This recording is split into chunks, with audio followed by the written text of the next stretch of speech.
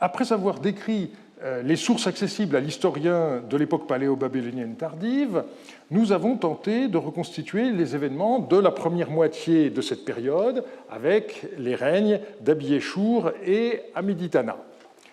Nous allons, à partir d'aujourd'hui, décrire la vie dans le royaume de Babylone pendant ce qu'on peut appeler le long XVIIe siècle, selon une formule à la mode, c'est-à-dire en l'occurrence de 1711 à 1595 avant notre ère, c'est-à-dire en incluant la période où le trône fut occupé par les deux derniers souverains, Ammitsaduqa et Samsu-Ditana, et nous reviendrons à la fin des cours sur les aspects événementiels de ces deux règnes.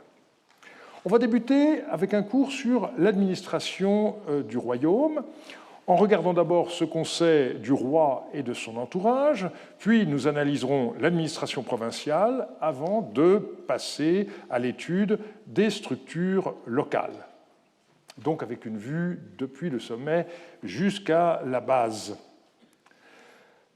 Du point de vue institutionnel, le pouvoir dans la Mésopotamie du XVIIe siècle peut être qualifié de monarchie de droit divin. Les choses n'ont sur ce point pas évolué depuis la période d'Hammurabi ou Samsu-Iluna. Le roi tirait sa légitimité d'une double façon. Il appartenait à une dynastie et il avait été choisi par les dieux. Dans l'inscription qui commémore la reconstruction d'un palais de plaisance à l'Uraya, Abiéchour se définit comme descendant de Sumulael, l'héritier princier de Samsu-Iluna, semence éternelle de royauté, roi de Babylone, roi de Sumer et d'Akkad, et plus loin, il indique qu'il a rebâti, je cite, l'Uraya, une demeure agréable, sur la rive de l'Arartoum, qu'Hammurabi, son père, avait bâti et qui, en raison de son grand âge, était tombé en ruine. Dans ce texte, c'est manifestement une légitimation de type dynastique qui est mise en avant. Abiéchour remonte au fondateur de la dynastie et il s'agit bien de Sumulael et non pas de Sumuabum, comme on le trouve encore dans trop de livres. C'est sous Ammitsaduqa que pour la première fois on trouve Sumuabum considéré, de façon inexacte à nos yeux, comme prédécesseur de Sumulael, alors qu'il a en réalité été son contemporain. Abiéchour se situe ensuite par rapport à son père, Samsu-Iluna, dont il se dit l'héritier, et on constate qu'il conserve le titre de roi de Sumer et d'Akkad. On peut considérer que c'est une exagération, puisqu'il ne contrôle plus le sud de la Mésopotamie, la région d'Our, de Larsa et d'Uruk, ayant, vous vous le rappelez, échappé à Samsu-Iluna en l'an 12, mais on a vu la semaine dernière qu'il contrôlait encore Nippur. Or, c'est la domination sur cette ville, qui était le siège du temple du dieu Enlil, la divinité majeure du panthéon sumérien, qui donnait traditionnellement droit au titre de roi de Sumer. Donc, d'une certaine manière, c'est quelque chose qui, en effet, correspond à une certaine réalité. La mention de Hammurabi dans la suite de l'inscription est tout à fait circonstancielle. Elle ne figure que parce que ce roi avait été le premier constructeur du bâtiment désormais restauré. Et vous voyez que dans un texte de ce genre, le mot père n'est pas à prendre au sens strict. Ça peut désigner, en l'occurrence, un grand-père, en tous les cas, un ancêtre. De son côté, Ammitsaduqa souligne son droit d'aînesse.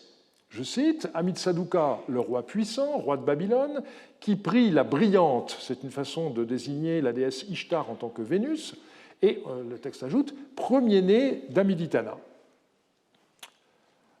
Dans l'inscription de fondation d'une forteresse qui porte son nom, Amiditana met, lui, l'accent sur l'origine divine de son pouvoir.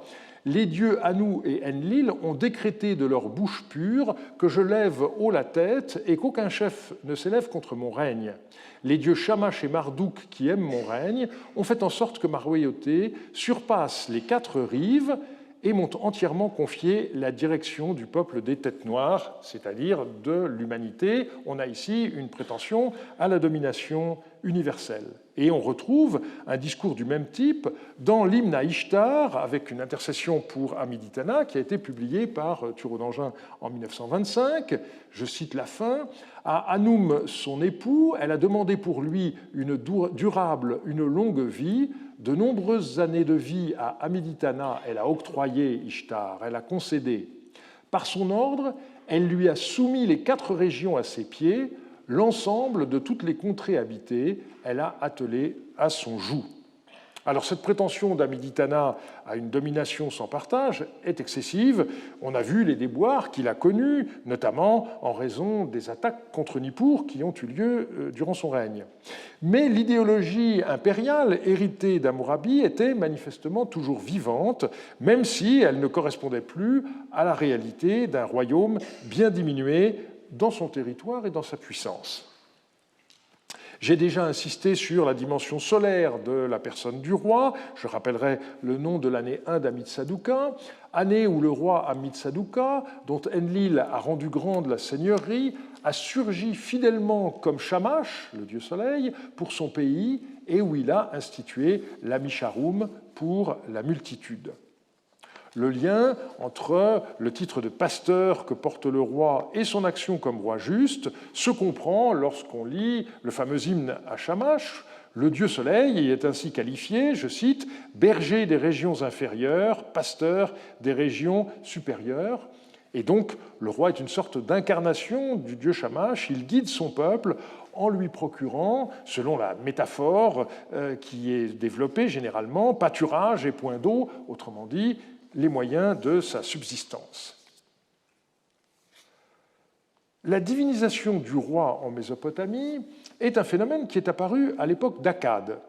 Et on peut surtout l'observer pour les souverains de la 3e dynastie d'Ur, à la fin du 3e millénaire, puis au début du 2e pour les rois d'Issine et de Larsa, dont les noms sont souvent précédés du déterminatif divin. À Babylone, cette dimension sacrée de la personne du roi est surtout visible dans les noms propres. Il s'agit de ce qu'on appelle les noms basilophores. Au lieu de contenir le nom d'une divinité, ce qu'on appelle les noms théophores, eh bien, ces noms comportent le nom d'un roi. Dans certains cas, on a une simple substitution. On connaît par exemple le nom Sin-Lidish, qui signifie « puisse le dieu Sin être renouvelé ». Eh bien, sur ce modèle, on trouve Abi-Eshur-Lidish, « puisse le roi Abi-Eshur être renouvelé ». Il en va de même pour Abi-Eshur-Mushtal, qui signifie « Abi-Eshur est avisé », ou encore Abi-Eshur-Shemi, « Abi-Eshur écoute ». Dans d'autres cas, le nom est spécifiquement lié au fait qu'on a affaire à un roi et non pas à un dieu. Les plus nombreux concernent Abi-Eshur. On a ainsi Abi-Eshur Shamash-Nishi, Abi-Eshur est le soleil du peuple. Ou encore Abi-Eshur Kimaïlim, Abi-Eshur est comme un dieu, et même Abi-Eshur Ili, Abi-Eshur est mon dieu. Et également Abi-Eshur Loudari, puisse Abi-Eshur être sans fin.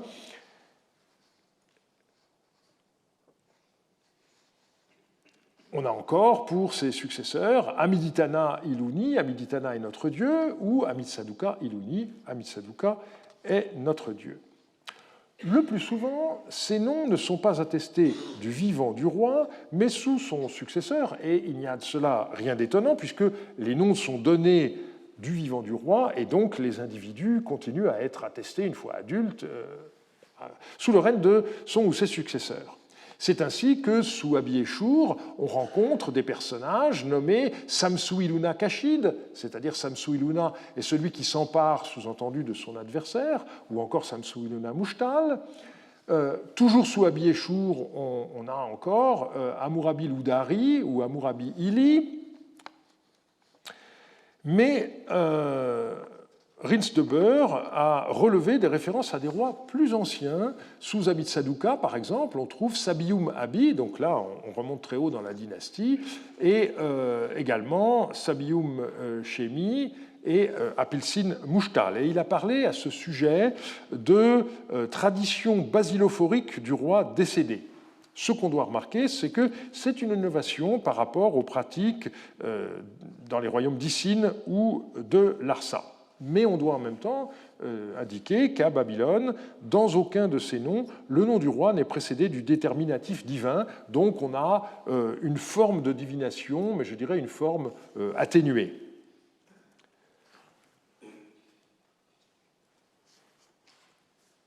Le nom et l'origine des épouses des 4 rois de la période nous demeurent complètement inconnus. On ne sait rien non plus du rôle des princes auprès de leur père pour cette époque, et le dossier des princesses n'est guère plus nourri. À cela une explication, les relations internationales étant beaucoup plus limitées qu'au siècle précédent, eh bien, nous n'avons aucune attestation de mariage diplomatique. Le seul élément que nous puissions réellement apprécier, c'est la présence de princesses parmi les religieuses Naditum du dieu Shamash à Sippar.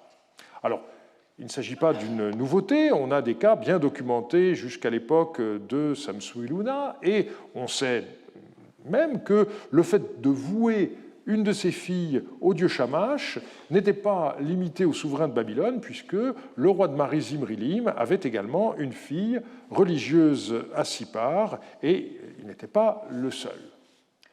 Pour l'époque paléo-babylonienne tardive, la recherche s'est focalisée sur le cas d'une certaine Iltani qui est qualifiée de Dumu Munus Lugal. Alors on doit rappeler que Jean-Marie Durand a pu démontrer que ce terme qu'on traduit généralement par fille du roi, en réalité, doit être traduit par fille de roi, et que donc ça ne fait pas référence obligatoirement à une fille du roi du moment, mais plus largement à une princesse de sang royal.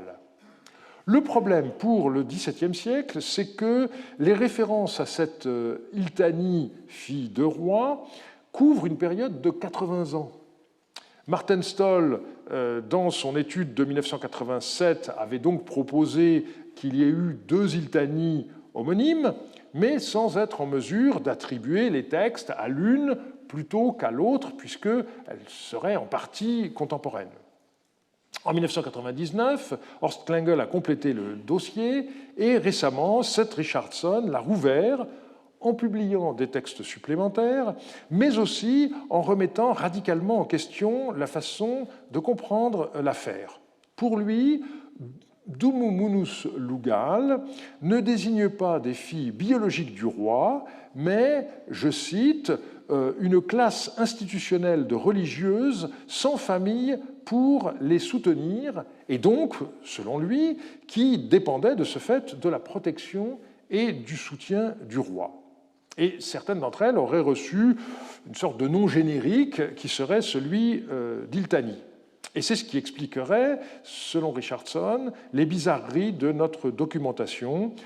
J'avoue ne pas être convaincu par un tel tour de passe-passe qui tente de cacher tout simplement les lacunes de nos informations derrière un discours qui se qualifie un peu pompeusement de déconstruction. La suite permettra certainement d'en savoir plus. On passe aux fonctionnaires. Je mets le terme entre guillemets, puisque, bien entendu, il s'agit d'un anachronisme. En tout cas, l'entourage des rois, qui nous est évidemment beaucoup moins bien connu que ce qui concerne Marie, parce que nous n'avons pas les informations comparables à celles que dont l'historien peut disposer pour les proches de Yesmaradou et de Zimrilim, mais néanmoins, nous avons un certain nombre d'éléments intéressants. Je citerai d'abord un contrat dans lequel le roi Abiéchour vendit un champ d'une grande taille pour la somme considérable de 10 mines d'argent à une religieuse Naditum. La liste des témoins commence par nommer 2 chefs des barbiers, suivis par 2 Chandabakum, donc qui sont les responsables de l'économie du royaume, puis on a 2 ministres Choukalum.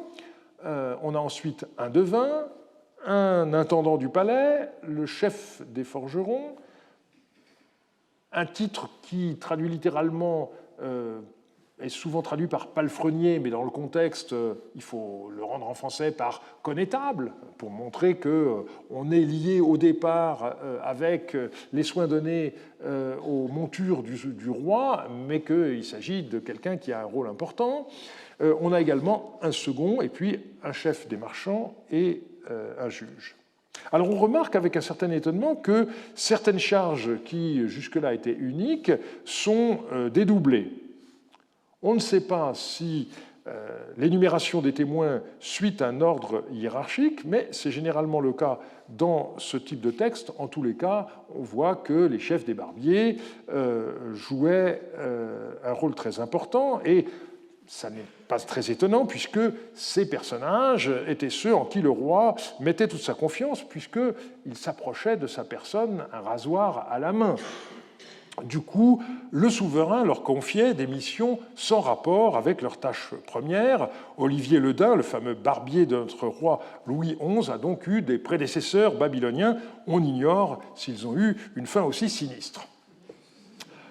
Le rapprochement de ce texte avec un autre contrat analogue, mais qui remonte au règne de Samsu-Iluna, se révèle très intéressant. On constate par exemple que Marduk-Muchalim, le Chandabakum, a succédé à son père Nabium-Malik, qui était lui aussi Chandabakum sous le règne précédent. Par ailleurs, le second Marduk-Muchalim, Chandabakum lui aussi, on peut constater qu'il est fils d'Essagil Mansum, qui était chef des barbiers sous Samsu-Iluna. Autrement dit, certaines charges se sont transmises de manière plus ou moins héréditaire, du moins les rois choisissaient-ils, pour constituer leur entourage, des personnes appartenant aux mêmes familles. Dans certains cas, le fils exerce une autre fonction que celle de son père, mais il est resté dans la sphère des proches du roi.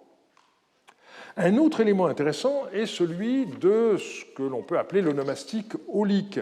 Beaucoup de ces hauts personnages portent un nom qui a un rapport direct avec la personne du roi, même si celui-ci n'est pas nommé, comme dans l'onomastique basilophore qu'on vient d'étudier.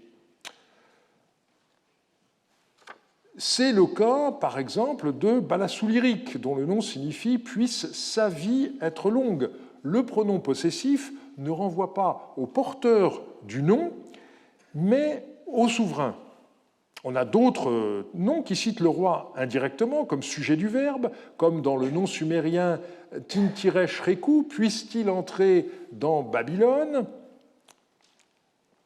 Ce peut être aussi sous la forme d'un possessif ou d'un pronom. Alors, le nom peut être un constat, comme Shalim Terhushu, celui qui est proche de lui, le roi, se porte bien.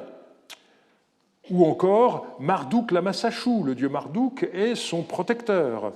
Ou encore Hadad et Mukashu, le dieu Hadad, est sa force. Et puis, il peut s'agir d'un vœu, comme dans Litib Libbachou, puisse-t-il être satisfait, qui est le nom du barbier du roi sous Amiditana. Il semble donc que ce deuxième type de nom, où le roi n'est qu'indirectement évoqué, ait été porté de préférence par les personnages les plus haut placés dans la hiérarchie, et ceci n'est pas une nouveauté propre à l'époque. Rappelez-vous ce qu'on peut dire de Mukanishum, l'intendant de Zimrilim, dont le nom signifie « il est celui qui soumet », sous-entendu, les ennemis. Et évidemment, ce n'est pas l'intendant Mukanishum qui soumet les ennemis, mais c'est le roi. Nous allons tenter de voir maintenant comment le territoire de la Babylonie fut administré pendant ce long XVIIe siècle. Et il faut commencer par souligner qu'aucun texte ne nous donne la liste des provinces. C'est donc en fonction des principales villes que nous pouvons en supposer l'existence.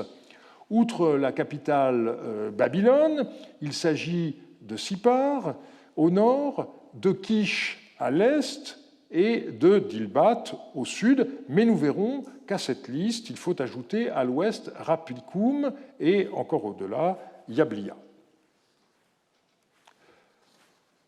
J'ai exposé lors du premier cours la situation très particulière de Babylone, les couches correspondant à l'époque paléo-babylonienne se trouvant à 12 mètres sous la surface actuelle et donc ne pouvant en principe pas être fouillées. En effet, l'Euphrate coule toujours à côté du site et la nappe phréatique est trop haute pour permettre des recherches en profondeur.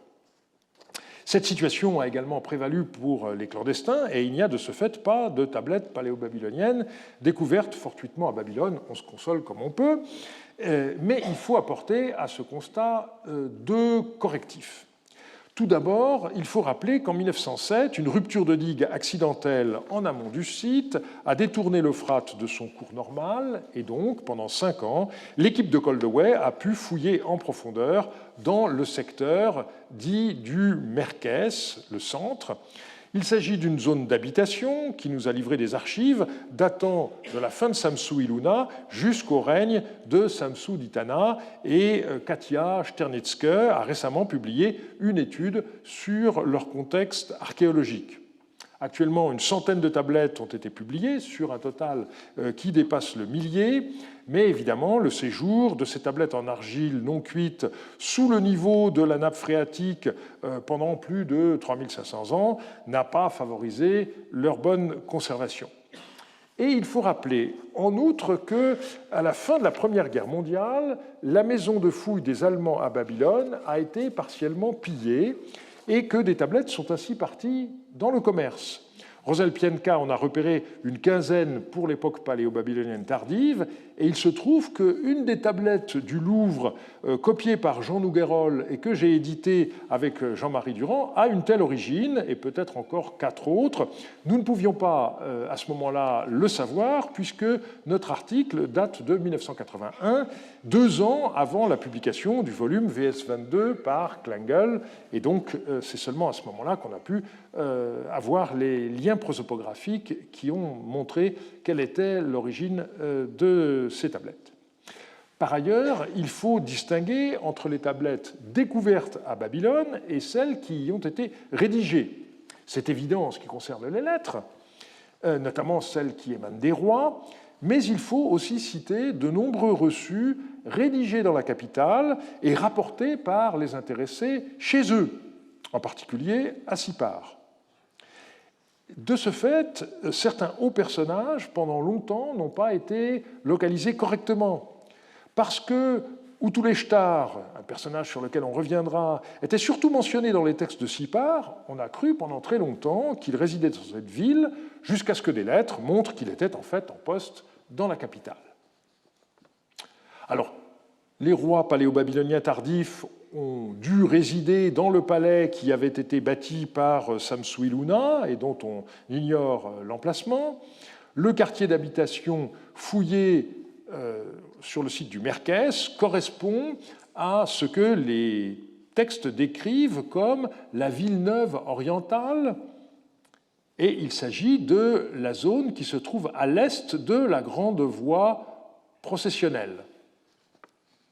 Il ne faut pas forcément conclure qu'il s'agissait d'un agrandissement récent. Il n'y a qu'à voir aujourd'hui en France le nombre de villes qui sont appelées Villeneuve et qui remontent au Moyen Âge. Une fois que vous avez un nom pareil, eh bien, vous vieillissez malgré tout.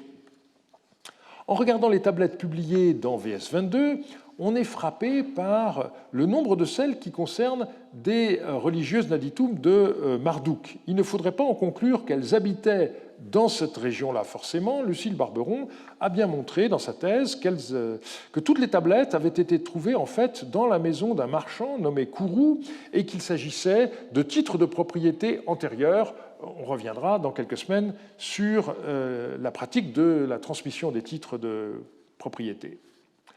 Alors, si on revient au statut de Babylone, eh bien, on constate qu'on a affaire à une situation paradoxale.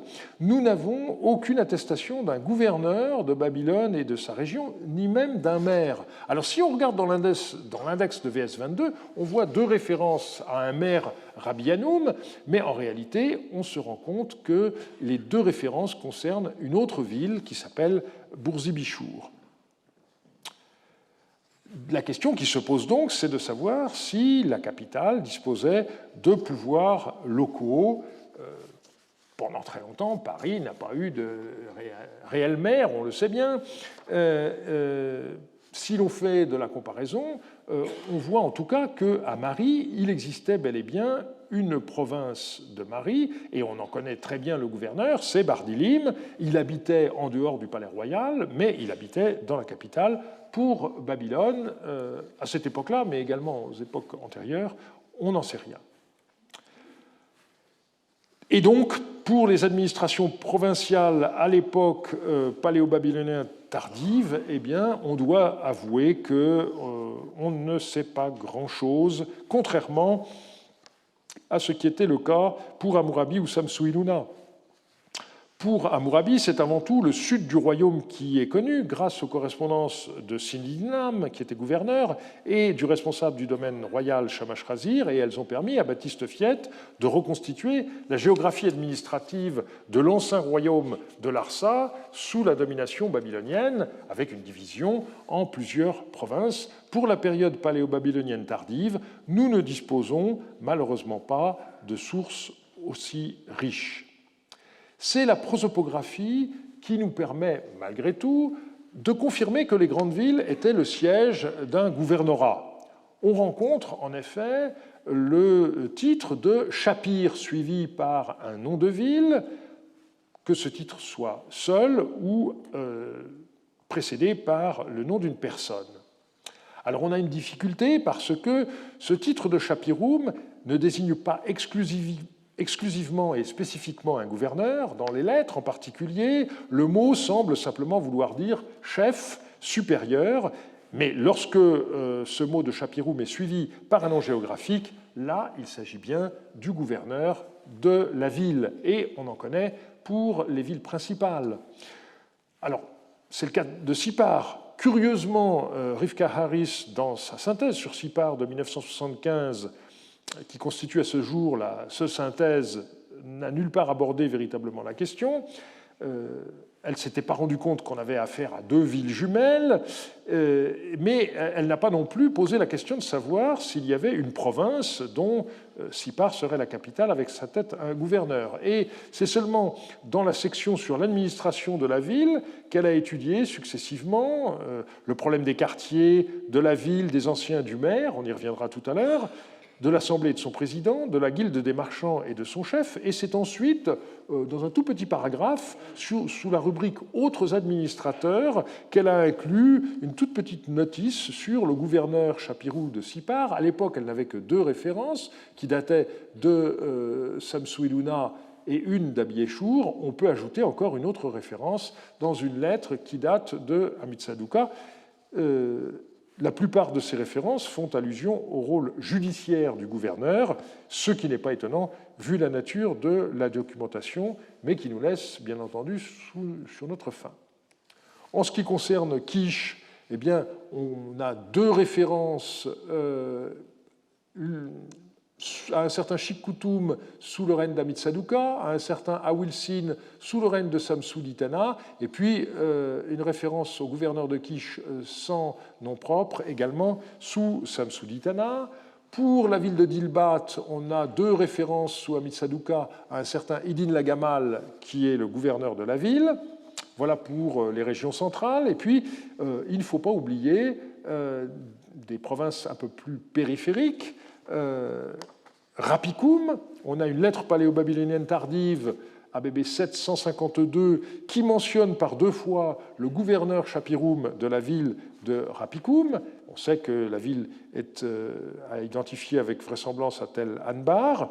C'est l'endroit où s'arrête le Moyen-Euphrate et où on entre véritablement dans la plaine de Mésopotamie centrale. Mais il faut bien dire qu'on sait fort peu de choses sur Rapicoum à cette époque-là, et un signe est le fait que le toponyme est absent de YOS, des index d'YOS 13, le recueil le plus considérable de textes de cette époque.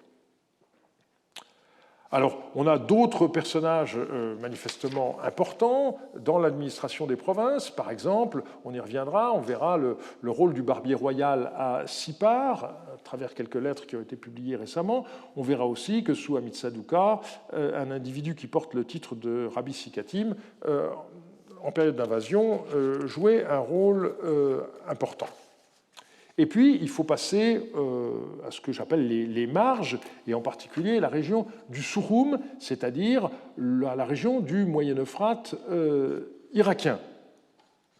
Cette région semble avoir constitué une province particulière, et ça s'explique dans la mesure où, du côté du Moyen-Euphrate syrien, eh bien, on a un royaume étranger sur lequel on reviendra, le royaume de Hana. Alors, dans le Souroum, à l'époque du royaume de Mari, on distinguait un Souroum supérieur qui avait Hanat comme capitale et un Souroum inférieur dont le chef-lieu était Yabliya. Il semble que les choses aient changé car les textes de Haradoum montrent qu'à partir du moment où le Souroum a été rattaché au royaume de Babylone, il n'y eut plus qu'une seule province dont la capitale était Yabliya. C'est le cas du procès Haradoum 2.23 et également d'une lettre. Et on peut comprendre que le chef-lieu ait été choisi le plus proche possible de la capitale et non pas de la frontière.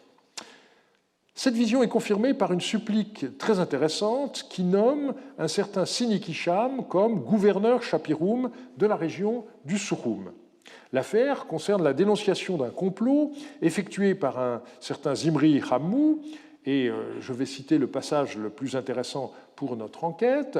Sinikisham, le gouverneur du Souroum, a écrit « Et l'on a saisi Zimri Hammou et ses témoins. Après que ces propos aient été confirmés dans l'Assemblée, on les a saisis pour confirmation supplémentaire dans le temple du dieu Yabliya. Après qu'on eut établi la vérité concernant ces propos dans le temple de Yabliya, M. Sinikisham l'a placé sous bonne garde, donc l'individu cité au début, Zimri Hammou. Alors on voit que le dieu local porte le nom même de sa ville, Yabliya, c'est la même chose d'ailleurs pour Hanat. Ce document n'est malheureusement pas daté, mais pourrait être situé sous le règne d'Amiditana. On reviendra en détail sur cette affaire lors du 6e cours consacré à la région du Moyen-Euphrate. En tout cas, il montre bien que le gouverneur du Souroum siégeait à Yabliya. Et donc, si l'on tente un bilan, on se rend compte qu'il y avait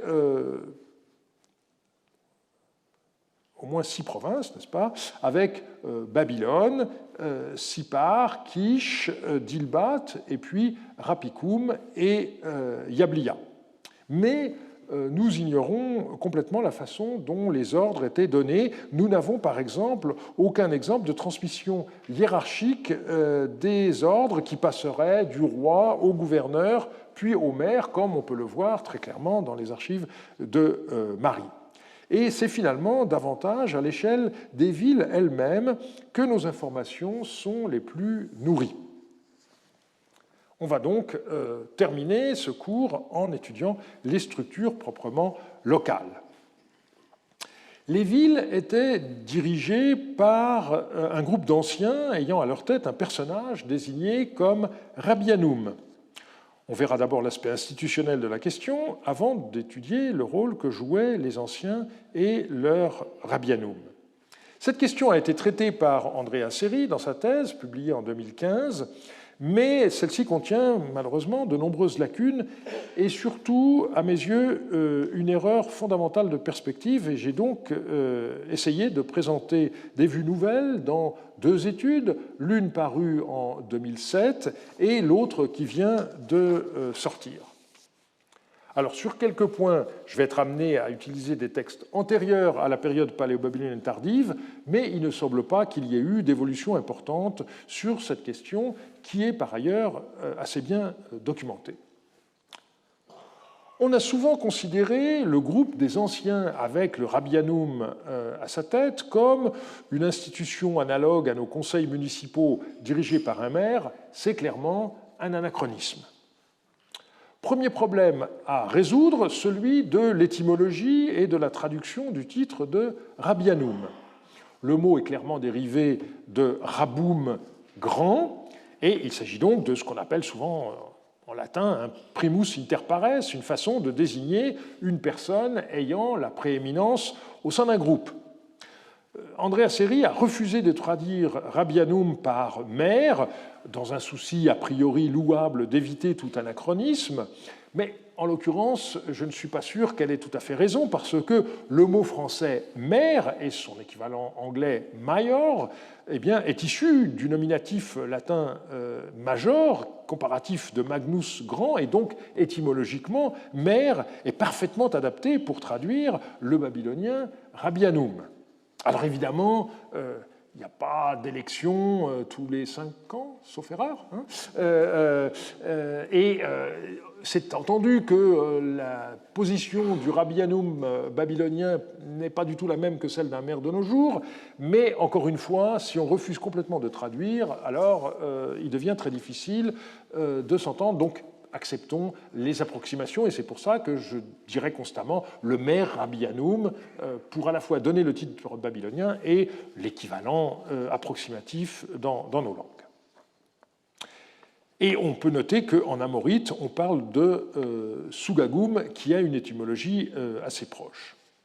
Alors, si on regarde le cas de la ville de Raradoum, qui a été successivement rattachée au royaume de Mari et au royaume de Babylone, eh bien, on voit que sous Zimrilim, un certain Pulsi Adou porte le titre de Sugagum de Raradoum, et à l'époque d'Abieshur, eh bien, on a un Rabassanou qui, lui, porte le titre de Rabianum. Et on ne peut pas envisager que les institutions locales aient changé au gré des rattachements politiques.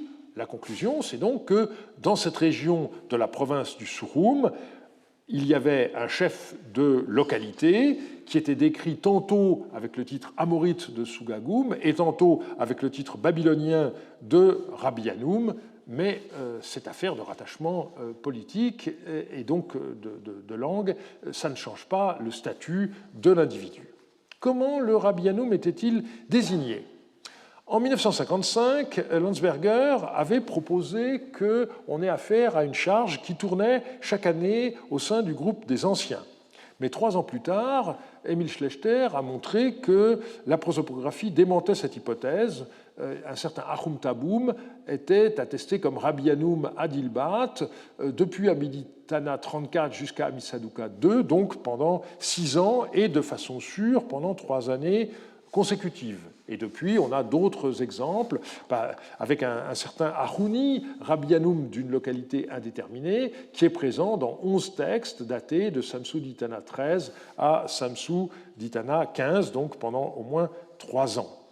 Landsberger avait beau être un immense savant, il pouvait lui arriver de se tromper. Alors, Rivka Harris, en 1975, avait cru trouver dans les archives de Sipar des éléments en faveur de la théorie de Landsberger, mais Martin Stoll en 1976, puis moi-même en 1980 et 1982, avons montré que cette idée, si séduisante soit-elle, devait être abandonnée, et Andrea Seri, qui a fait l'historiographie du sujet dans son livre, a conclu les témoignages disponibles confirment les remarques de Stoll et de Charpin, mais curieusement, dans la conclusion générale de son livre, elle est revenue à l'idée de la rotation de la charge de Rabianum au sein du groupe des anciens. Je cite, « La rotation de la fonction de Rabianum parmi les anciens et la ville implique qu'au moins certains de ses membres, sinon tous, partageaient périodiquement les responsabilités de la charge de Rabianum avec une certaine équité. » Donc on ne sait pas si c'est une mise à jour incomplète de son manuscrit ou si c'est l'autorité, encore une fois, des gens de Chicago qui l'a conduite à cette dernière phrase qu'il vaut mieux oublier. Mais il faut comprendre l'arrière-plan historiographique de cette affaire. C'était le moment où se développait à Chicago l'idée que la Mésopotamie n'était pas seulement la terre des monarchies despotiques, mais avait connu des formes de proto-démocratie. Jacobsen avait développé cela pour les hautes périodes. Landsberger avait voulu également faire de la fonction de général une charge annuelle. Oppenheim, de son côté, croyait que la charge de chef des marchands était également une charge annuelle. Et dans les deux cas, la prosopographie a montré que ces intuitions n'étaient pas exactes. Le maire Rabianum était parfois remplacé par un personnage qui porte le titre de Laputum, notamment dans certains actes juridiques, comme on le verra tout à l'heure. Alors, ce serait excessif de parler de maire adjoint, mais le titre de Laputum désigne de manière générale ce qu'on pourrait appeler un assistant, un second ou un représentant, et donc c'était celui qui remplaçait le maire lorsque celui-ci était absent, tout simplement. Donc, on a vu que le maire n'était autre que le plus important des anciens dans une ville, et donc la question rebondit, comment les anciens étaient-ils désignés? Et je pense que c'est là que le risque d'anachronisme est le plus grand. Andrea Seri a souligné que le mot shibutum comporte sans doute une connotation d'âge, puisque shibum veut dire âgé, mais il est impossible de savoir s'il y avait un critère d'âge strict ou si d'autres facteurs tels que la richesse ou les liens familiaux ont également influencé la désignation des membres de cette institution. Alors, l'idée d'un âge comme critère strict me paraît exclue dans une société où n'existait pas de registre de naissance et où, par conséquent, les gens eux-mêmes ignoraient quel pouvait être leur âge exact. Et surtout, dans ce contexte, la lettre ABB 418 est très intéressante par la distinction qu'elle fait entre les anciens de la ville d'un côté et les hommes âgés de l'autre, ce qui montre qu'il n'y a pas du tout de coïncidence entre les deux groupes. Alors, Andrea Seri a ajouté que les données ne permettent pas d'établir si on a affaire à une succession héréditaire à l'intérieur du groupe des anciens, ni quelle était la durée de la fonction à vie ou avec renouvellement périodique. Il me semble qu'on peut répondre à un certain nombre de ces questions. D'abord, lorsqu'elle s'interroge sur le nombre des anciens, elle cite une lettre qui mentionne le chiffre le plus élevé qu'elle ait rencontré, à savoir 20. Mais il faut faire attention au libellé exact du texte. L'auteur de la lettre dit « J'ai rassemblé 20 anciens de la ville à son sujet ». Ça ne signifie pas que la totalité des anciens ait été réunis, et la formulation du texte laisse même penser qu'il n'y avait pas de chiffre précis. C'est également ce qui ressort des contrats de vente par la municipalité de Karchamash. On a une énumération des noms propres, il y en a 10 dans un texte, 20 dans un autre, et cette énumération est suivie par l'indication « et les autres anciens de Karchamash ». Donc, il est clair qu'il faut se démarquer des institutions contemporaines. Il n'existait certainement pas en Babylonie de conseil municipal avec un nombre fixe de sièges. Comme dans bien des sociétés traditionnelles, les anciens, c'était le groupe des chefs des principales familles locales et c'était le consensus qui faisait que telle personne en faisait partie.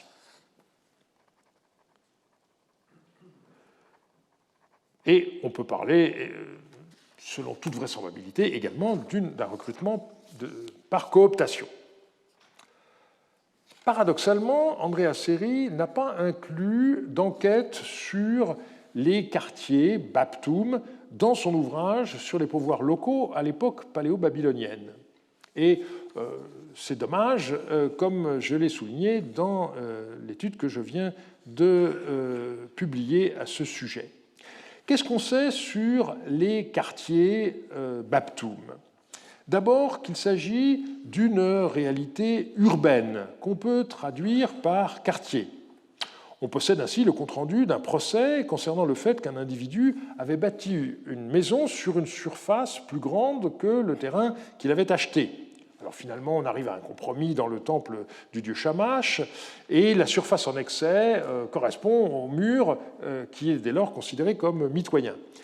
Mais ce qui est intéressant, c'est de remarquer la présence parmi les témoins du chef du quartier Babtoum.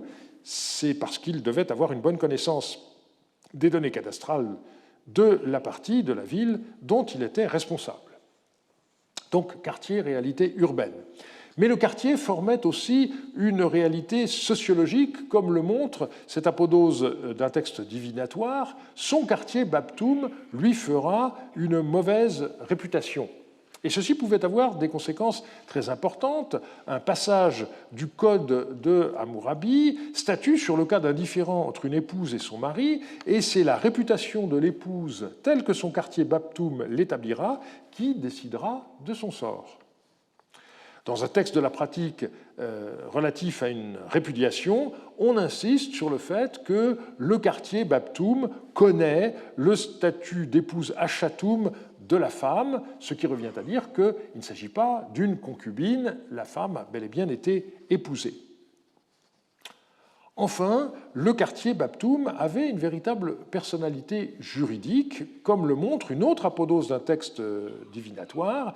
Il gagnera dans un procès contre son quartier Babtoum. Et on peut citer également plusieurs passages du Code d'Hammurabi, notamment le paragraphe 126. « Si un homme dont les biens n'ont pas été perdus déclare « mes biens ont été perdus » et accuse son quartier Babtoum devra établir contre lui par devant le Dieu que ses biens n'ont pas été perdus, et il devra donner à son quartier Babtoum le double de ce qu'il a réclamé. » Alors comment la procédure pouvait-elle se passer devant le Dieu? Eh bien, on sait que dans certaines affaires, faute de preuves écrites ou testimoniales, des symboles divins, ce qu'on appelle les armes divines, étaient utilisés pour obtenir la vérité. Et récemment, Seth Richardson a publié un texte daté de Samsu d'Itana, montrant que les symboles des dieux Shamash et Marduk étaient qualifiés comme appartenant au quartier Babtoum de deux femmes impliquées dans une affaire.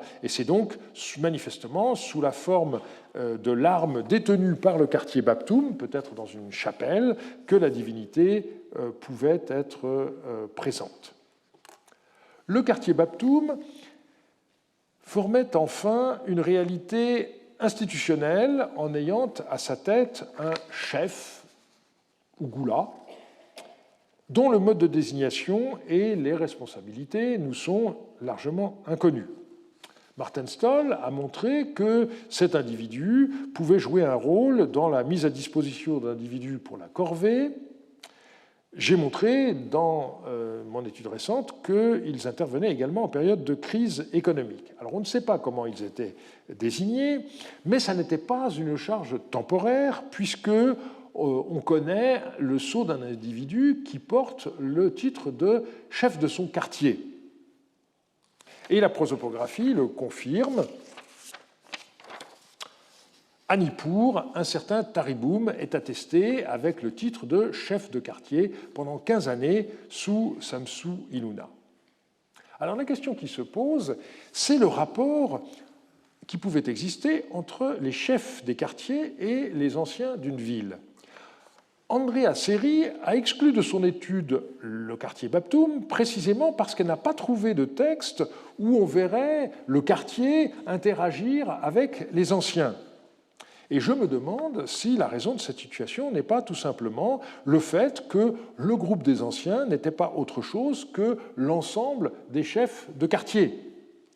Lorsqu'une affaire concernait seulement un quartier, la personne responsable était désignée comme chef de quartier, et c'est lorsqu'elle concernait l'ensemble de la ville que le groupe des chefs de quartier aurait été décrit comme les anciens.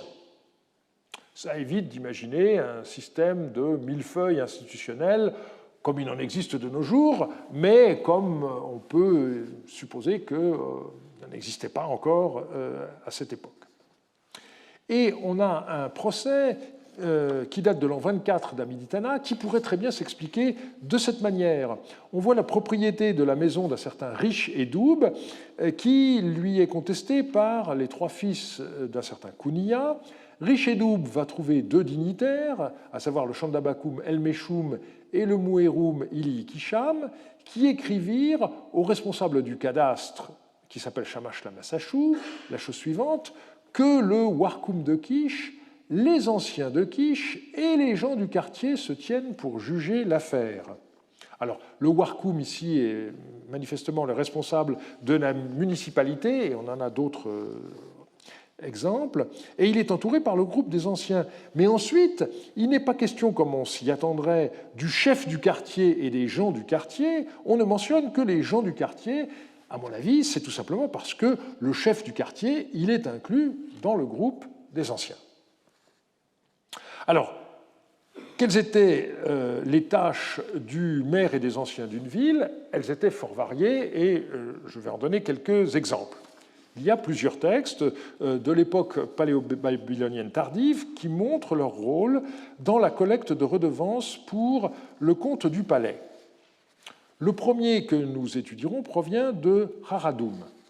Les archéologues ont fouillé une maison, le bâtiment 2, qui donne sur la place centrale de la ville, qui porte le numéro 30, et qui est située en face du temple principal, le numéro 1. Une telle demeure devait manifestement être occupée par l'un des plus importants personnages de la localité, et de fait, c'est là qu'on a retrouvé les archives d'un certain Habasanoum, qui fut maire Rabianoum de la ville de Haradoum du temps du roi Abiéchour. C'est pour l'instant la seule maison d'un Rabianoum que l'on connaisse archéologiquement. Et comme l'a fait remarquer très justement Francis Johannes, il ne faut pas du tout considérer la maison de Habasanoum comme la mairie. C'est sa demeure privée. Mais évidemment, un tel emplacement est socialement chargé de signification. Que la maison d'un personnage qui fut maire Rabianoum occupe un tel espace au centre de la localité, milite une fois de plus contre l'idée d'une rotation rapide des maires Rabianoum au sein du groupe des anciens. C'est en l'occurrence le chef de la famille la plus en vue de Haradoum qui exerça cette responsabilité durant le règne d'Abiéchour. J'en viens maintenant au texte qui va nous intéresser plus particulièrement, au sujet de l'argent que Habasanoum a perçu de sa ville en tant que Rabianoum. La ville tout entière s'est réunie et ils ont dit à Habasanoum ceci: « Sur l'argent que tu as perçu de nous, une grande partie de l'argent se trouve dans ta demeure, et des moutons de notre impôt Igissoum en excédent se trouvent dans ta demeure. » Habasanoum a rendu l'argent et les moutons à, et puis on a le nom de 13 personnes. La ville n'a plus de droit sur lui concernant argent et moutons qu'elle lui réclamerait, et lui n'a aucun motif de réclamation à l'égard de la ville. Habasanoum ne reviendra pas sur cette affaire et n'émettra pas de réclamation contre la ville, et la ville n'émettra pas de réclamation contre Habasanoum. Le maire Rabianoum a donc été contraint de restituer aux familles de sa ville le surplus en argent et en nature, en l'occurrence sous forme de moutons, de la taxe Igissoum. C'est ce qu'on appellerait aujourd'hui du détournement de fonds publics avec enrichissement personnel, mais heureusement, nous ne sommes plus du temps d'Abiéchour et ce type de malversation n'existe plus. Plus sérieusement, on voit que les habitants n'ont pas intenté un procès à leur maire. Il s'agit d'un accord à l'amiable, et il ne comporte d'ailleurs ni témoin ni empreinte de sceau. Le but n'est pas d'obtenir que Habasanoum soit puni, il est de lui faire rendre gorge. Et j'ajouterais que, contrairement à ce qu'a écrit Seth Richardson, le problème concerne les relations du Rabianoum par rapport aux habitants de sa localité et non pas du tout par rapport au palais. Le second texte concerne la ville de Karchamash, proche de Sipar, et date de l'an 36 d'Amiditana. Il retranscrit l'engagement des anciens par rapport aux cabaretiers et cuisiniers. Ceux-ci sont assujettis à une redevance en argent et on ne doit pas les cacher, ni les remplacer par des esclaves, ou encore les inscrire sur la liste des exemptés. Les anciens prêtent serment et seront responsables vis-à-vis du palais en cas de manquement. Le maire Rabianoum était également responsable de la prison de sa ville. Une lettre adressée par Lipitamurum à Ili Amtahar et aux anciens de la ville le montre. Une adresse de ce genre montre que Ili Amtahar était le maire Rabianoum. Or, on possède une autre lettre du même Lipit Amurum qui s'adresse au seul Iliam Tarar et qui le met en garde. Il devrait relâcher un certain Tariboum, qui est le gage d'un autre individu, parce que si ce Tariboum venait à mourir, c'est Iliam Tarar qui serait tenu pour responsable. Donc le Rabbi Hanoum était bien responsable de la prison de sa localité et des gens qui y étaient détenus. Enfin, le maire et les anciens devaient gérer le patrimoine de la ville. Alors, la question d'une propriété collective, c'est un sujet qui intéresse depuis longtemps les spécialistes de l'économie et de la société du Proche-Orient ancien. S'agissant de l'époque paléo-babylonienne, il faut avouer qu'on trouve davantage de pétitions de principe que d'études qui reposent sur l'analyse de textes précis, mais en l'occurrence, eh bien, on peut donner des exemples, ce que j'ai fait dans une étude parue en 2005, et peu après paraissait le volume consacré au texte de Raradoum, où on avait encore un exemple de ce genre. La plus grande partie des témoignages datent de Samsu Iluna, mais pour l'époque paléo-babylonienne tardive, on a quand même deux textes, l'un qui date d'Amiditana 22 et l'autre d'Amid-Saduqa 12. Et ce second texte est très intéressant parce qu'il décrit la maison vendue comme appartenant aux maires de Koulizoum et aux anciens de la ville. Et ensuite, on dit aux maires de Koulizoum et aux anciens de la ville propriétaires du terrain, un tel a acheté. C'est intéressant parce que dans d'autres textes, on nous dit simplement que le terrain appartient à la ville et que l'achat est effectué auprès du maire et des anciens. Donc il ne faut pas considérer ici que ça signifie qu'il s'agit d'une appropriation par la municipalité, c'est simplement le maire et les anciens représentent la collectivité urbaine. Et je voudrais terminer en soulignant un point qui n'a, à ma connaissance, pas encore été relevé. Lorsqu'on étudie les textes du XVIIe siècle, on ne peut s'empêcher de noter une hiérarchisation croissante des métiers. Alors auparavant, c'est vrai, on connaissait déjà des chefs pour certaines professions, par exemple les chefs des marchands, mais on voit désormais des chefs pour des professions où ça n'était pas attesté auparavant. Par exemple, on a des chefs des barbiers ou encore des chefs des devins. Malheureusement, ces titres se voient en général dans les listes de témoins, et donc on ne sait pas très bien à quelle réalité ils correspondaient, mais on peut imaginer que certains corps de métier étaient davantage organisés, avec un responsable à leur tête, sans doute au niveau de chaque ville, si on fait le parallèle avec les chefs des marchands.